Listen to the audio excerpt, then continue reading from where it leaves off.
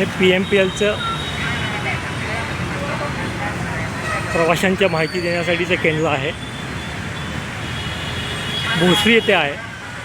हे नवीनच केलेलं दिसतं आहे आणि याच्यावर मोठ्या प्रमाणात जाहिराती चिटकवल्यानंतर त्या PMPLनी काढल्या असाव्यात. तिथं वरती एक जाहिरातही दिसते आहे आणि ती जाहिरात काढल्यानंतर हा कलर निघून आलेला आहे. याची गुणवत्तासुद्धा चांगली नाही आहे. हे गॅल्वनाइज केलेलं आहे. गॅल्वनाइज केल्यानंतर खरं कलरची गरज नाही आहे, पण ठीक आहे, चांगलं दिसण्यासाठी कलर दिला असेल तर हा कलरही उडालेला आहे. आणि प्रशासनाला आणि कित्येक दिवसापासून आपल्याकडं असलेल्या सार्वजनिक मालमत्ता विद्युतीकरण कायद्याप्रमाणे याच्यावर कारवाई करा असं सांगत असून प्रशासन फक्त हे काढण्याच्या पलीकडे काही करत नाही आहे. म्हणजे त्याच्यामुळं जी काही घाण होती आहे, दुरावस्था होती आहे, ती नागरिकांच्याच पैशातून. ते काढायला परत नागरिकांचेच पैसे.